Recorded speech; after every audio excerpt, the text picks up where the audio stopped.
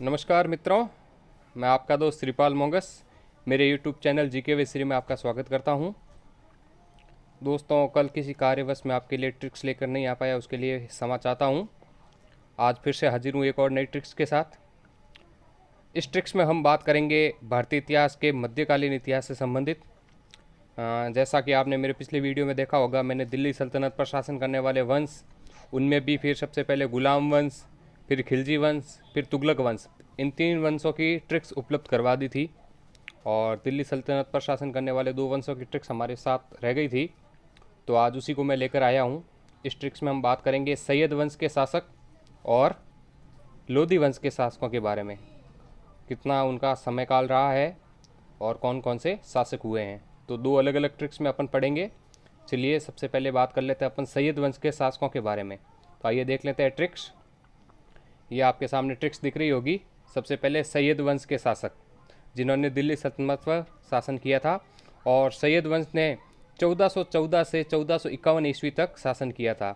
ये उनका समयकाल था दिल्ली सल्तनत पर शासन करने का।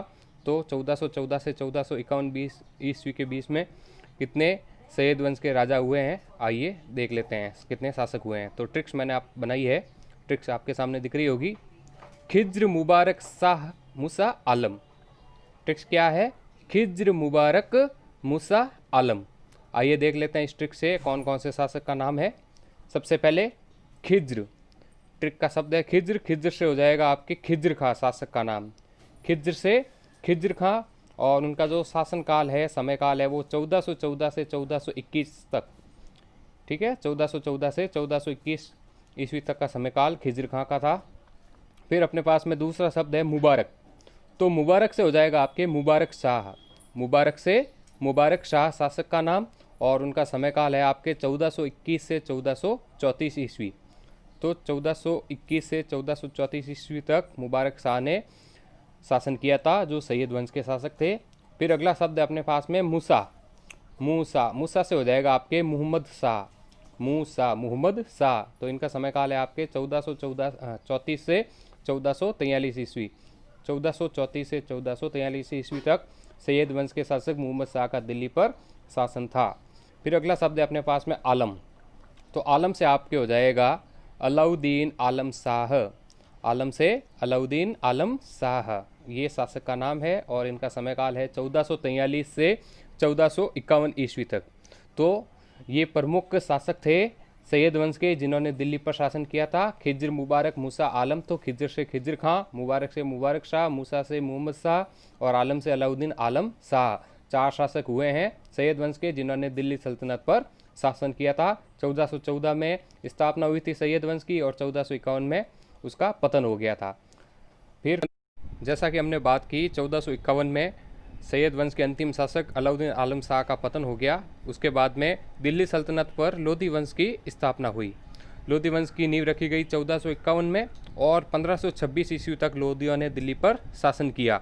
तो 1451 में कौन सा शासक बना और कितने शासक हुए लोधी वंश के, आइए देख लेते हैं एक ट्रिक्स के द्वारा। ट्रिक्स आपके सामने लिखी हुई है, बिल्कुल छोटी सी ट्रिक्स है, आपको याद रखना है। BSI, जैसे BSF होता है उसी तरीके से आपको BSI याद रखना है।